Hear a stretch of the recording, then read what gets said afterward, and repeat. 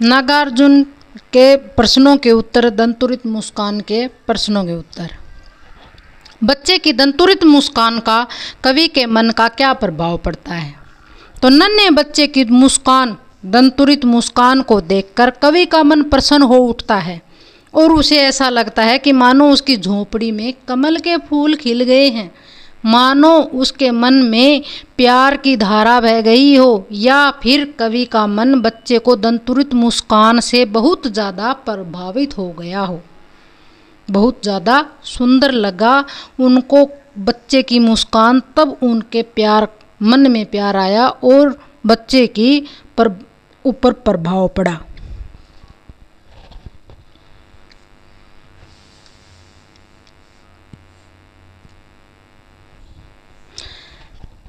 बच्चे की दूसरा प्रश्न है, बच्चे की मुस्कान और एक बड़े व्यक्ति की मुस्कान में क्या अंतर है?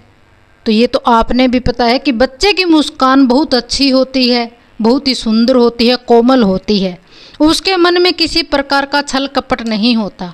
और बड़े व्यक्ति के मन में तो छल कपट और दिखावा भी होता है, उसे न चाहते हुए भी मुस्कुराना पड़ता है। तीसरा प्रश्न है, कवि ने बच्चे की मुस्कान के सौंदर्य को किन किन बिंबों से के माध्यम से व्यक्त किया है, किन किन बातों से व्यक्त किया है? तो बच्चे की मुस्कान से ऐसा लगता है कि बच्चे की मुस्कान से मानो मुर्दे में जान आ गई हो। तो कवि ने ऐसा ही कविता में कुछ कहा था कि बच्चे के मुस्कान से मुर्दे में जान आ सकती है, आ जाती है, और बच्चे की मुस्कान से मानो झोपड़ी में कमल का फूल खिल गया हो। यानी कि तालाब से निकलकर झोपड़ी में जो फूल खिला, कवि ने अपने आप के झोपड़ी के बारे में कहा था कि बच्चे की मुस्कान से मानो झोपड़ी में भी फूल खिल गया हो। तो नंबर 3 है, बच्चे की मुस्कान से मानो चट्टानों से पिघलकर जल की धारा का रूप धारण कर लिया हो। चौथा, मानो बांस और बबूल की वृक्षों से शेफाली के फूल भी जड़ने लगे हों। तो जो बांस का पेड़ था, बबूल का था, तो उन वृक्षों से और शेफाली के फूल भी जड़ने लगे थे, झड़ने लगे हों, ऐसा ही माना जाता है। भाव स्पष्ट कीजिए। छोड़कर तालाब मेरी झोंपड़ी में खिल रहे जलजात। तो कवि को ऐसा लगा कि छोटे बच्चे की मुस्कान तो ईश्वर का वरदान है, इसका वरदान सम्मान है। जब वह धूल से भरे हुए चेहरे शरीर को देखता है तो ऐसा लगा कि कमल का फूल तालाब से निकलकर मेरी झोपड़ी में बस गया हो, मेरी झोपड़ी में खिल गया हो। ऐसा ही उनको भाव प्रकट हुआ था।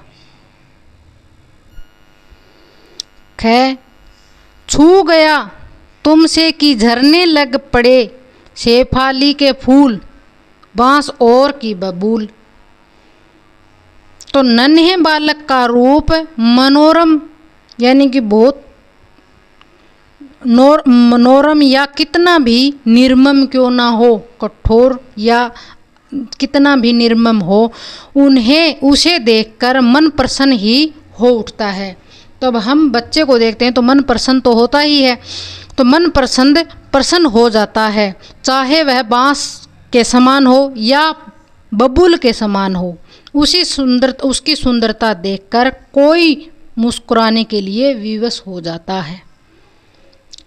तो उन्होंने यही भाव प्रकट किया था कि दंतुरित मुस्कान से मुस्कुराते हुए छोटे नन्हे बच्चे के मुस्कुराने से ऐसे ही भाव प्रकट होते हैं।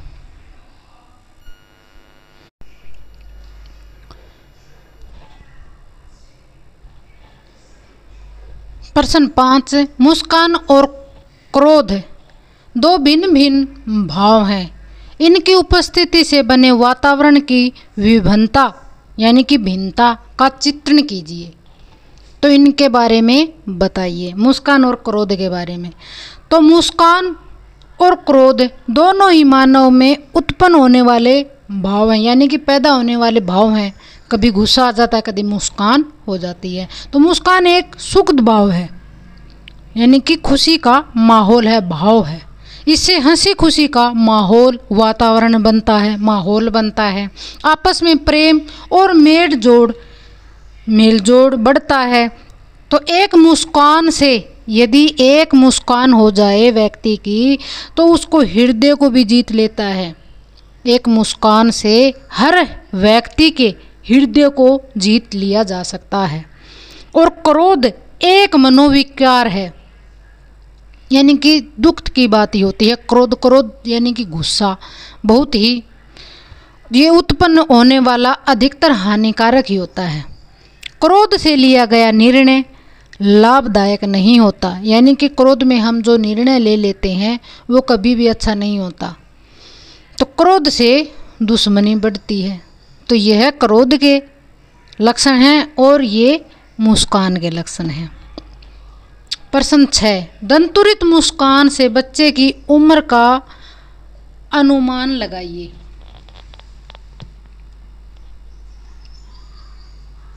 तो मुस्कान से बच्चे की उम्र का अनुमान लगाइए। तो कवि तर्क सहित उत्तर दीजिए। तो कविता में पढ़कर हमें अनुमान लगाया कि जो बच्चा था वह 7-8 महीने की रही होगी, यानी 7-8 महीने की उम्र होती है, उनमें ही दूध के दांत होते हैं, निकलते हैं। और इसी आयु में इनके माता पिता की पहचान होती है। तो उसके उम्र का अनुमान हमने 7-8 महीने जैसी ही लगाई है। तो प्रश्न 7, बच्चे से कवि की मुलाकात का जो शब्द चित्र उपस्थित हुआ है उसे अपने शब्दों में लिखिए। तो क्या शब्द हुआ है? तो कई महीनों के बाद, तो कवि की मुलाकात, तो बच्चे से कवि की मुलाकात का 2 शब्द चित्र, यानी कि कवि जो कई महीनों के बाद घर लौटता है और बच्चे से मिलता है और बच्चा उन्हें देखकर मुस्कुराने लगता है और बच्चे की नए नए दांतों की मुस्कान देखकर कवि का मन खिल उठता है, यानी कि उत्साह हो जाता है, खिल उठता है, खुशी हो जाता है। तो कवि को लगा कि कमल का फूल उनकी झोपड़ी में ही उगाया हो। उनको लगा कि बबूल के पेड़ पर शेफालिका के फूल ही लग गए हों, खिल गए हों। और बच्चा कवि को तिरछी नज़र से देखकर मुंह फेरने लगता है, लेकिन माँ के द्वारा परिचय करवाने पर दोनों में प्यार बढ़ने लगता है और बच्चा मुस्कुराता है और नए उगे हुए दांतों से मुस्कुराहट यानी कि मुस्कान देता है। तो जब मुस्कान दिखाई देती है कवि को, फसल के प्रश्न उत्तर हैं। तो कवि के अनुसार फसल क्या है? तो कवि के अनुसार तो फसल कुछ भी नहीं थी, यह कह करके उन्होंने सारा परिचय दिया था। तो कवि के अनुसार फसल मनुष्य और प्रकृति के सम्मिलित प्रयासों का निर्माण था, यानी कि उन्होंने बताया कि नदियों के पानी से, मेहनत से, प्रकृति के प्रयास का परिणाम बताया था। फसल अनेक नदियों का जल, करोड़ों लोगों के हाथों की स्पर्श और महिमा, परिश्रम की गरिमा। तो परिश्रम यानी कि मेहनत की, जो उन्होंने मेहनत की बात की थी, जो हाथों और करोड़ों लोगों के हाथों की मेहनत की बात की थी। भूरी और काली संदली माटी का गुण धर्म भी बताया था। तो फसल सूर्य की किरणों का रूपांतर है और हवा लहराती है। उन्होंने फसल के बारे में ऐसा ही कुछ बताया था। प्रश्न 2, कविता में फसल उपजाने के लिए आवश्यक तत्वों की बात कही गई है, वे आवश्यक तत्व कौन कौन से हैं? तो कौन कौन सी बताई थी उन्होंने? फसल उपजाने के लिए आवश्यक तत्व है मिट्टी, यानी कि मिट्टी के बारे में उन्होंने बताया था खाद, पानी और सूर्य की किरणें भी बहुत ज़रूरी होती हैं और हवा भी ज़रूरी होती है। तो उन्होंने यही उनके तत्वों के बारे में बताया था। प्रश्न 3,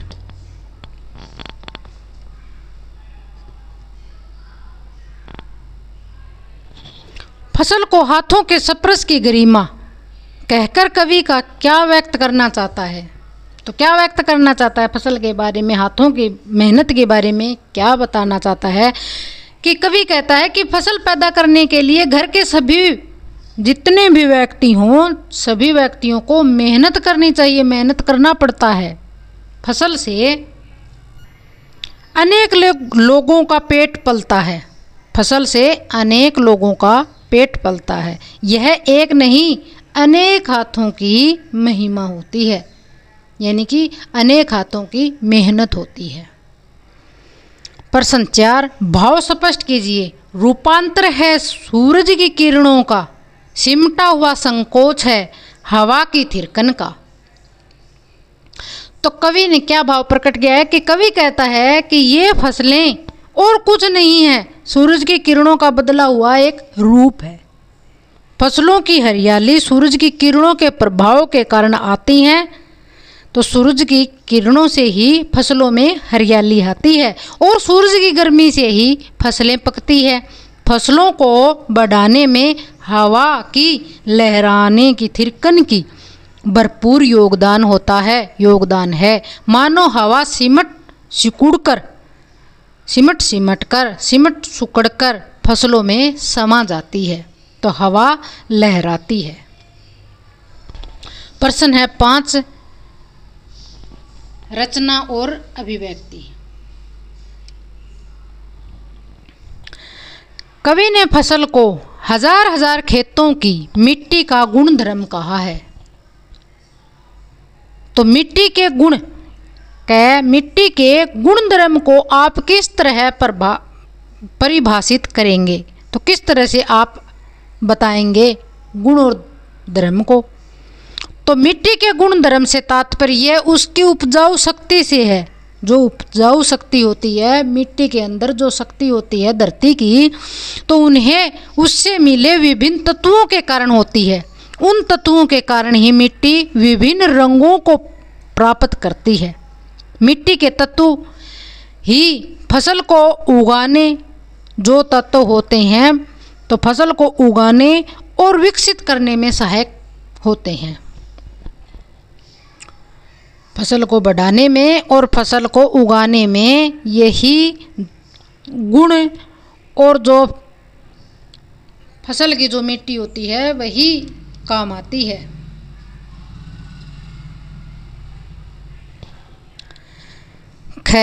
वर्तमान जीवन शैली मिट्टी के गुण धर्म को किस तरह प्रभावित करती है? तो किस तरह करती है? तो वर्तमान जीवन शैली मिट्टी को प्रदूषित कर रही है। आज की जो जीवन शैली है प्रभावित कर रही है, उसके गुणों को नष्ट कर रही है। तो आज हम रासायनिक पदार्थ जो रासायनिक पदार्थ होते हैं उनके प्रयोग से मिट्टी के स्वाभाविक गुणों में परिवर्तन आ रहा है। तरह तरह के कीटनाशक व खरपतवार नाशक मिट्टी का हानि पहुंचाते हैं। मिट्टी को हानि रासायनिक जो पदार्थ गिर रहे हैं आज, उन्हीं की वजह से आ रही है। इनके प्रयोग से भले ही हमें फसल अधिक मिलती हो, यानी जो हम खाद स्प्रे जो भी कुछ करते हैं इनसे हमें फसल ज़रूर अधिक मिलती हो, किंतु इनके परिणाम बहुत ही हानिकारक होते हैं, हमें बहुत हानि पहुंचाते हैं, हानिकारक होते हैं, फसल को ज़मीन को खराब कर देती हैं। मिट्टी द्वारा अपना गुण धर्म छोड़ने की स्थिति में क्या किसी प्रकार के जीवन की कल्पना की जा सकती है? तो गुण धर्म छोड़ने यानी गुण धर्म छोड़ने की स्थिति में किस प्रकार के जीवन की कल्पना की जा सकती है? तो यदि मिट्टी अपना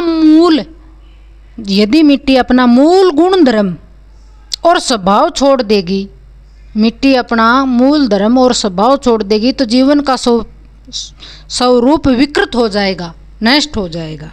अर्थात मिट्टी फसल नहीं उगा पाएगा, मिट्टी में फसल उग नहीं सकेगी, शायद जीवन तो नष्ट होगा ही, यानी वह बदसूरत भी दिखाई देने लगेगी। जो बंजर जमीन कहते हैं उसी तरह हो जाएगी। यदि अपना मूल और गुण धर्म और स्वभाव छोड़ देगी तो जीवन का स्वरूप ही खत्म हो जाएगा। तो जीवन में वह कभी फसल नहीं उगा सकेगी, शायद इसी तरह जीवन नष्ट हो जाएगा जमीन का, और बदसूरत अवश्य हो जाएगी, बदसूरत सी दिखाई देगी, बंजर जमीन की तरह दिखाई देगी। मिट्टी के गुण धर्म को पोषित करने में हमारी क्या भूमिका हो सकती है?